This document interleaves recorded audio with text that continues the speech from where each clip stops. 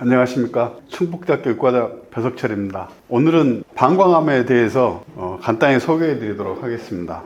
방광암은 오줌보에서 생기는 암인데요. 방광은 소변이 신장에서 내려오는 요관하고 소변이 나가는 요도로 되어 있는데 이 안에 방이 있죠. 이 안에서 그 암이 생기는 겁니다. 크게는 방광암은 여기 비근 침륜성, 이걸 보고 보통은 표재성이라고 합니다. 그리고 여기 침륜성, 이게 이제 크게 두 개로 되는데, 비근 침륜성은 여기 근육층을 파고 들어가지 않는 겁니다. 그리고 근육층을 파고 들어가는 것이 침륜성이죠. 근데 이제 이걸 좀 더 발전하게 되면은 그 주변 장기까지 옮겨갈 수 있어요. 파고 들어갈 수 있고 옮겨갈 수 있는데, 이런 전이성 방광암이 됩니다.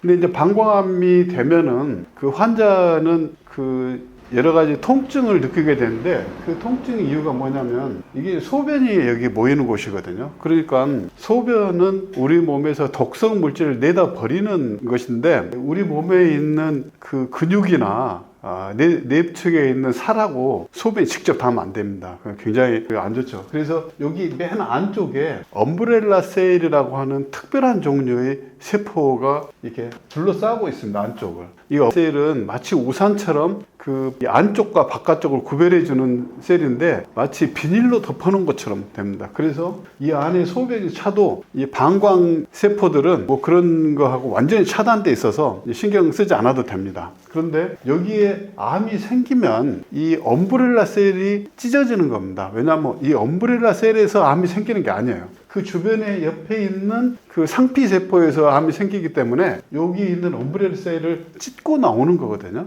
그러면 이 소변이 안에 속살하고 직접 닿을 수 있는 접촉면이 생기게 됩니다. 그러니까 통증을 느끼는 거죠. 그래서 여기서 소변 볼 때 피가 섞여 나온다든지 하는 그런 문제가 생깁니다. 그러면 이거는 어떻게 치료하는 걸까요? 가장 일반적인 방법은 수술입니다. 방광은 바깥쪽에서 방광 안으로 들어갈 수 있는 길이 열려 있기 때문에 내시경 수술이 가능합니다. 그리고 요걸 떼내게 되는데, 문제는 밖에서 봐서 이 암이 얼마나 깊이 들어가 있는지 알 수가 없거든요. 그러니까 깨끗하게 암을 제거하게 되면은 재발하지 않지만, 일부라도 암이 남아있으면 재발하게 됩니다. 그래서 이제 방광암 수술은 다른 암에 비해서 재발률이 훨씬 더 높습니다. 그 이유가 뭐냐면, 이 방광이라고 하는 장기를 너무 많이 잘라내버리면은 일상생활이 너무 불편해지는 겁니다. 이게 소변 주머니를 옆에 차고 다니면서 일상생활을 정상적으로 할 수는 없지 않습니까? 그래서 이 기관을 살려내고 암을 치료하려고 하니까 이제 많이 제거하지 못하는 거죠. 그래서 이 방광암은 이 표재성이든 침륜성이든 암 조직을 수술로 제거할 때 완벽하게 제거한다고 확신하기 아주 어렵습니다. 그러면 어떻게 해야 될까요? 그때 주로 많이 쓰는 것, 특히 이제 표면에 있는데도 불구하고 수술로 다 제거하지 못하는 것을 추가로 제거하기 위해서 쓰는 방법은, 여기 보면은 온코타이즈라고 하는 건데, 이게 BCG입니다. 결핵균이거든요. 결핵균, 이게 죽은 결핵균인데, 이거를 요도를 통해서 이렇게 넣어주면 여기에 쭉 도포가 되죠. 그러면 이 결핵균에 대해서는 우리 몸에서 면역 반응이 생깁니다. 이 면역 반응은 원래는 처음 들어온 세균에 대해서는 잘 안 일어나지만, 두 번째 들어오는 세균을 만나면은 즉각적인 반응을 합니다. 우리 몸 면역 반응은 원래 그렇습니다. 그러니까 우리는 어렸을 때 다 결핵에 대해서 백신을 맞았거든요. 그러니까 이 온코타이즈 같은 결핵균이 몸에 들어오면 몸에서 강력한 면역 반응을 일으켜서 염증 반응을 일으킵니다. 그러면 이 안에 있는 이 내막 세포 주변에 염증이 크게 생겨가지고 이 안이 내부적으로 무너져 내리게 됩니다. 그러면 이 안에서 남아있을 수도 있는 암세포들이 추가로 제거되는 것이죠. 근데 이 방법이 환자가 굉장히 고통스러운 방법입니다. 왜냐하면 이 내막이 다 벗겨져 나오면은 그 과정에서 소변이 방광 속살에 다 노출되지 않습니까? 그러면 이제 굉장히 통증이 심하고, 또 소변에 피도 많이 섞여 나옵니다. 상당히 기간이 오래 걸립니다. 그래서 이제 고통스럽지만 그래도 이를 쓰면은 재발률이 현저하게 떨어집니다. 그래서 이제 방광암이 그 재발률이 높기 때문에 재발을 막기 위해서 이제 이런 거를 많이 쓰는 거죠. 방광암의 치료법을 보면은 아까 말씀드린 그 표재성 방광암, 비침윤성, 침윤성 방광암, 요건 이제 좀 깊이 들어간 거죠. 근데 이런 경우에 그 대체로 항암제를 쓰게 되는데, 이 항암제를 보시면 에토마이신 C, 아드리아마이신, 에피루비신 뭐 이런 겁니다. 이거는 뭐냐면 2000년 이전에 나온 화학요법제입니다. 근데 이제 보통 2000년 이후에는 그 표적 치료제가 많이 나왔거든요. 근데 방광암에 대해서는 그 뚜렷한 표적이 아직 안 나오고 있습니다.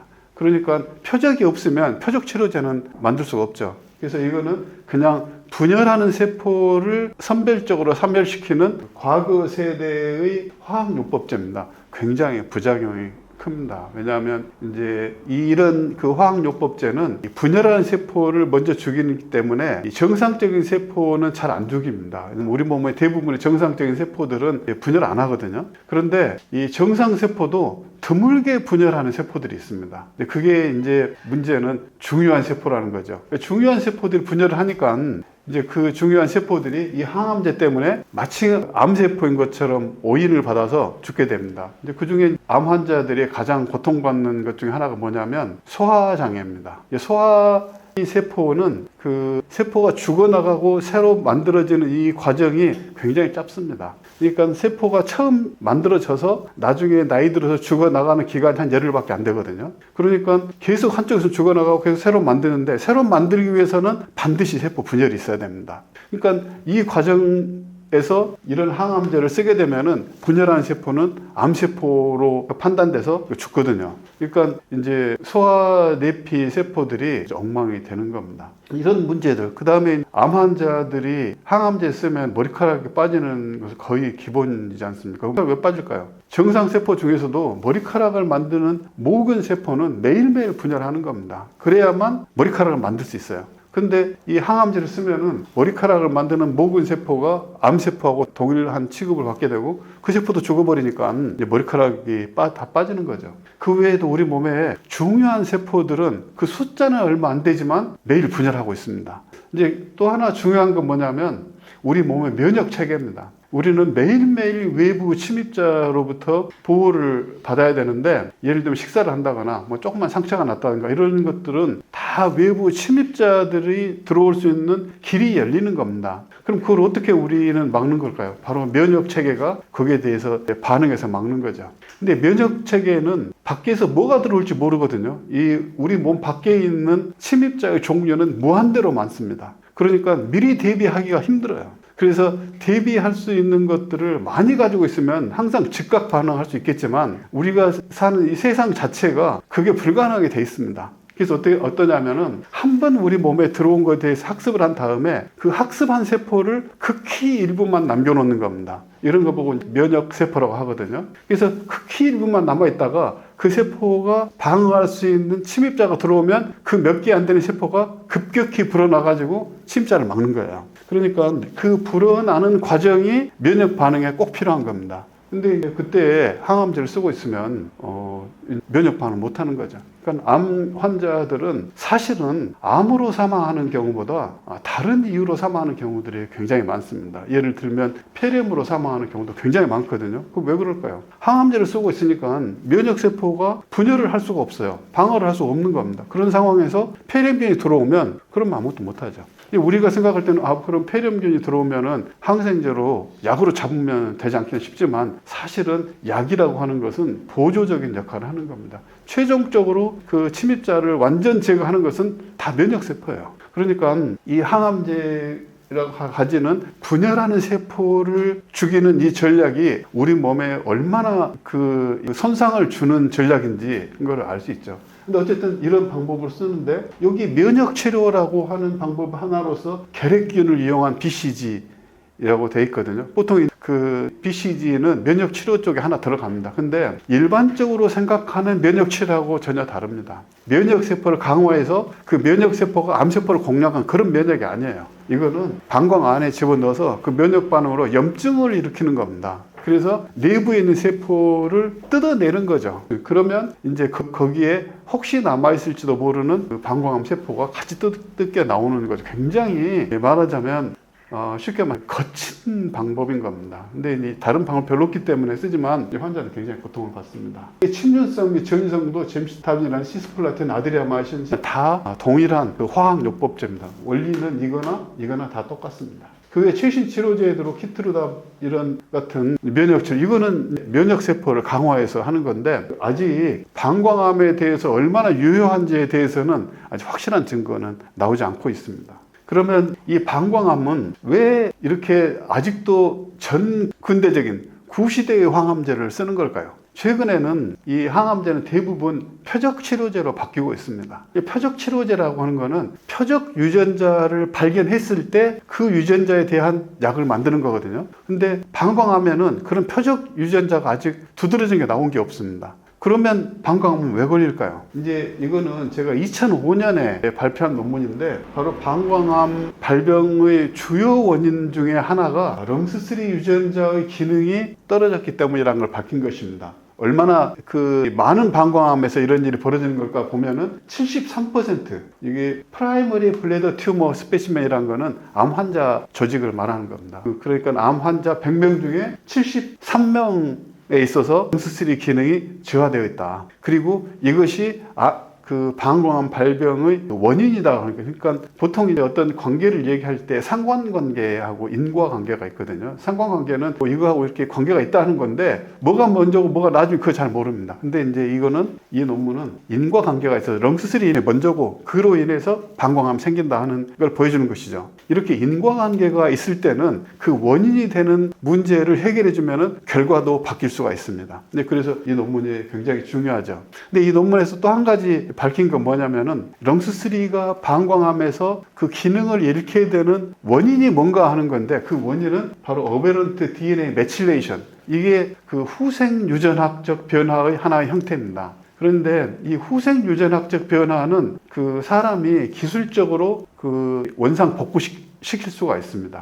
그래서 이제 기술적으로 원상 복구시킬 수 있는 가능성이 있는 방법으로 럼스3가 불활성화되고 그 결과로 방광암이 생긴다. 그리고 그 방광암의 발병 빈도는 73%. 그러니까 27%는 사실 럼스3랑 관계 없을 수 있죠. 그러나 대부분 4분의 3 정도는 럼스3랑 관련돼 있다 하는 걸 알 수 있습니다. 그러면 이런 그 방광암에서 럼스3를 활성화시키면 정말 방광암이 치료될 수 있을 것인가? 그런 질문을 할 수 있죠. 그래서 이제 그런 실험을 해서 저희가 이제 논문을 발표한 게 있는데, 이 논문은 이 럼스3를 업레귤레이션, 그러니까 발현을 올려주는 거죠. 다른 표현을 하면 럼스3를 원상 복구시켜주면 그러면 방광암이 억제된다, 치료 효과가 있다 하는 내용이 되겠습니다. 여기 보시면 니코치나마이드가 프리벤티브, 이거 예방 효과도 있고, 그 다음에 세라피틱, 치료 효과도 있다. 여러 가지 다양한 방법으로 럼스3의 발현을 촉진시켜서 이러한 예방 및 치료 효과를 가져온다 하는 것을 발표한 논문이 되겠습니다. 이 논문 내용을 조금 더 살펴보면 이제 동물에서 먼저 방광암을 일으키는 겁니다. 근데 동물의 방광암은 참 신기하게 잘 안 생겨요. 보통 발암물질을 넣으면은 이 발암물질들이 간으로 가서 다 대사되고 방광까지 잘 가기 힘든데, 여기 있는 BBN이라고 하는 발암물질을 주면 그 오로지 방광암만 딱 생깁니다. 참 신기하죠. 다른 암은 안 생겨요. 근데 이 BBN이라고 하는 물질은 원래는 담배 속에 들어있는 발암물질입니다. 그러니까 그 흡연자들이 방광암에 노출되는 거하고 아주 잘 연관되어 있습니다. 그래서 이제 BBN을 계속 주는 게 아니에요. 한 번만 딱 주는 겁니다. 그 생쥐에게. 그러면 한 3개월 후에 방광암이 생기기 시작합니다. 그리고 6개월이 되면은 방광이 한 반 정도 차게 되고, 조금 더 지나면 이렇게 가득 찬 거죠. 그러니까 여기 이 그림은 뭐냐면, 이제 그 6개월을 조금 더 지나가지고 6개월 동안에 절반 차서 또 완전히 다 찰 때까지 또 6개월 걸리면 그렇지 않아요. 암세포는 한 번에 2배씩 불어나기 때문에 6개월이 절반 차면 그 다음에 7개월, 8개월 되면 그 다음에 꽉 차버립니다. 여기 BBN으로 하면은 이렇게 방광에 암이 꽉 차 있는 거예요. 그러니까 생쥐 방광에 암이 이렇게 가득 찼는데도 생쥐가 살아있다는 것이 신기할 정도로 빵빵하게 암이 차게 됩니다. 그러니까 아마 이 생쥐는 거의 죽기 전에 이 상태였겠죠. 근데 이제 여기 이전 단계 절반 정도 암이 찼을 때 그때 비타민 B3를 주면은 그러면 이렇게 됩니다. 그러니까 여기 다 절반보다 더 줄어들었죠. 절반 이하예요. 여기는 어떤 것들은 아예 없는 것도 있어요. 그러니까 이건 정말 놀라운 결과입니다. 50% 방광암이 차 있는 생쥐에다가 비타민 B3를 먹였더니 이 방광의 암이 완전히 없어진 경우도 있고 그렇지 않은 경우에도 훨씬 많이 줄어들었어요. 근데 이거를 그러면은 얼마나 많이 먹였을 때 얼마나 큰 효과가 있느냐, 많이 먹이면 더 큰 효과가 있느냐, 이런 거를 볼 필요가 있죠. 그래서 암의 크기, 여기는 암의 볼륨이고 여기는 그 비타민 B3를 먹인 양을 보는 겁니다. 그래서 비타민 B3 없을 때 BBN 가지고 암만 일으켰을 때는 크기가 이 정도 되는데 여기서 비타민 B3 조금씩 이렇게 늘어갔더니 여기보다 한 10배 정도 됐더니 암의 크기가 확 줄어들었죠. 그러니까 이런 걸 보고 용량 의존성 반응이라고 합니다. 즉 많이 주면 많이 줄수록 효과가 증가한다는 뜻이죠. 물론 무한정 많이 줄 수는 없죠. 실제 현실적으로 많이 줄 수 있는 용량 이내에서는 많이 먹으면 많이 먹는 만큼 비례적으로 그 암 형성 성장이 감소한다 그런 걸 알 수 있습니다. 이제 저희가 동물에서 얻은 그 귀중한 결과입니다. 근데 이 실험을 할 때 굉장히 에피소드가 있었습니다. 뭐냐면 여기서 아까도 말씀드렸지만 BBN으로 방광에서 암을 일으키고 그 다음에 6개월 후에 비타민 B3를 주고 그 나중에 차이를 보는 거거든요. 그런데 나중에 실험을 하기 위해서 그 쥐를 희생시키고 방광을 보니까 한쪽 그룹에 암이 거의 없는 거예요. 그러니까 비타민 B3를 준 쪽에 암이 거의 없어요. 근데 이럴 수가 없거든요. 보통 이제 암 연구에서는 그 이제 실험 방법이 두 가지가 있습니다. 외부에서 이제 암세포를 강제로 찔러서 만드는 게 있고, 이런 암은 뭐라고 하냐면 원발암입니다. 그러니까 자생적으로 쥐에서 암이 생긴 거예요. 이런 암은 치료가 극도로 안 됩니다. 아주 힘들어요. 동물 실험을 해도. 그런데 이렇게 치료하기 어려운 형태로 자연적으로 만들어진 암에 대해서 암이 없을 정도 된 것은 이거는 너무 이상한 거예요. 그래서 우리는 실험을 잘못한 줄 알았습니다. 아마도 그 비타민 B3를 준 이 그룹에 발암물질을 우리가 빼고 준 거 아닌가. 또는 농도 계산을 잘못해가지고 너무 발암물질 너무 적게 줘가지고 암이 안 생긴 거 아닌가. 도저히 이 결과를 믿을 수가 없는 거예요. 그래서 그 1년 가까이 걸린 실험을 다시 했어요. 처음부터 비벼 다시 주고. 그리고 이번에는 여러 사람이 보는 데서 정말 실수할 수 없게 해가지고 다 똑같이 해서 쥐를 섞어놨다가 나중에 두 그룹으로 나눠서 한쪽은 비타민 B3를 주고 한쪽은 물만 주고. 그건 실수할 수가 없게 우리가 디자인한 거죠. 그러니까 그 과학자들이 실험을 할 때 가끔 실수도 하거든요. 사람이니까. 근데 그런 것이 없도록 해도 똑같이 이렇게 나온 거예요. 그러니까 그 실험하는 사람으로서 정말 그 흥분되는 결과죠. 이런 그 자연적으로 발생한 암에 대해서도 암 치료 효과를 가진다. 비타민 B3가 그렇다. 그거는 앞으로 그 인체암에 비타민 B3가 굉장히 크게 도움이 되는 물질이 될 수 있다 하는 것을 보여주는 첫 번째 굉장히 강렬한 증거였습니다. 근데 이제 그러면 이거는 우리가 동물에서 일으킨 동물의 암인데 그 사람의 암은 어떠냐 봐야 되거든요. 근데 사람의 암을 보기 위해서는 사람에서 해야 되는데 그 이전에 할 수 있는 방법이 있습니다. 그건 뭐냐면 사람의 방광에서 생긴 암을 세포주라고 해서 키우는 거예요. 근데 이 세포주에서 키우는 거를 동물에다가 주사를 하면은 암세포를 키울 수가 있습니다. 그런데 이제 이때에 이 실험에 조금 어려운 점이 있어요. 그 뭐냐면 사람의 암세포는 동물이 볼 때는 침입자예요. 그러니까 동물은 면역 반응을 죽여버리는 겁니다. 그러니까 어떤 동물을 써야 되냐면은 기능이 완전히 차단된 동물을 써야 돼요. 그리고 그러니까 무균실에서 키우는 거죠, 그 동물을. 근데 그런 걸 보고 이제 그 누드 마우스라고 합니다. 그러니까 그런 쥐는 이 사이무스라고 하는 흉선을 제거해 버리는 생쥐인데 그러면은 그 암세포 같은 걸 죽일 수 있는 T셀이 전부 없어져 버려요. 근데 그런 세포는 특징적인 게 털도 없어져요. 그러니까 털이 없으니까 이제 벌거벗은 생쥐처럼. 그래서 우리가 누드 마우스라고 그러는데 이 누드 마우스는 그 암 연구하는데 굉장히 중요하지만 또 단점도 있어요. 면역 기능이 없기 때문에 어떤 물질이 면역 기능을 통해서 효과를 낼 때는 이 쥐는 도움이 안 되는 거죠. 근데 어쨌든 이 쥐를 가지고 사람의 암세포로부터 만든 세포주를 이렇게 피하에다 찔러주면 피하에서 암이 생겨요. 이제 여기 그림은 안 보여드렸습니다만. 근데 이제 그거를 다 꺼내가지고 크기를 다 잴 수 있죠. 여기 보시면 여기는 그렇게 세포를 넣어주면 원래는 이렇게 검정색으로 이렇게 자라는 겁니다. 여기 보시면 H2O, 그러니까 그냥 순수한 물을 준 거고요. 여기 빨간색이 NC인데 이게 나이아신 아마이드를 준 겁니다. 보시면 크기가 많이 줄었죠. 그러니까 원래 암세포가 그냥 자라는 것에 비해서 비타민 B를 주면은 크기가 현저하게 줄어든다는 걸 알 수 있습니다. 근데 요 밑에 보면은 여기 초록색 세모꼴로 표시된 게 있는데 이건 독스라고 쓴 독소루비신인데 독소루비신은 아까 얘기한 화학 항암제입니다. 이거 이제 보통 독소루비신은 성분명이고 이거는 이제 상품명으로는 아드리아마이신이라고 하거든요. 아드리아마이신은 실제 임상에서 의사들이 많이 처방하는 약입니다. 그러면 아드리아마이신은 더 효과가 더 좋아요. 비타민 B3보다. 근데 이제 그 약이 가지는 효능은 이것만 가지고 다 평가할 수 있는 것은 아니에요. 왜냐하면 아무리 효과가 좋아도 그 약을 쓰는 사람이 견딜 수가 있어야 돼요. 사람이 못 견디고 암을 죽을 뿐만 사람도 죽으면 소용이 없는 거죠. 근데 그런 것을 어떻게 평가할 수 있냐면은 이 동물에게 얼마나 큰 데미지를 주느냐, 그러니까 암세포는 얼마나 잘 죽일 수 있느냐 이걸 알 수 있지만 그 동물 자체에 얼마나 큰 데미지를 주느냐 하는 것을 보는 가장 일반적인 방법은 그 동물의 체중을 재보는 겁니다. 여기 보시면 여기 빨간색하고 검정색은 체중이 약간씩 늘고 있어요. 이건 뭐냐면 보통 이제 쥐들은 젊은 쥐를 쓰거든요. 그러니까 그 쥐가 원래 정상적으로 체중이 점점 늘어나야 되는 겁니다. 그런데 여기 보시면 초록색을 보면 이거는 이제 독소루비신, 아드리아마이신을 준 건데 체중이 감소하고 있어요. 체중이 감소한다는 것은 이 동물에서는 심각한 문제가 있다는 겁니다. 그러니까 이제 이 아드리아마이신이라는 항암제가 가지는 부작용의 강도를 여기서 볼 수 있는 거죠. 그러니까 이제 이걸 보시고 이 그래프를 다시 평가를 해야 돼요. 빨간색 그래프인 비타민 B3가 비록 아드리아마이신보다 암을 억제하는 효과는 적지만 체중 변화는 하나도 없어요. 그러니까 부작용이 하나도 없이 암 억제 효과만 보일 수 있다는 거, 이게 굉장히 중요하죠. 근데 아까 우리는 용량 반응성을 봤거든요. 더 많이 쓰면 더 효과가 더 좋아요. 그러니까 그로부터 이 비타민 B 용량을 늘림으로 해서 조금씩 더 이렇게 억제 효과를 거둘 수 있다는 걸 알 수 있습니다. 여기 이 그림은 뭐냐면요, 이제 렁스3가 암 치료 효과에 얼마나 기여하는가를 본 겁니다. 여기 보시면 요 검정색으로 나온 거 있죠. 요게 렁스3를 보는 겁니다.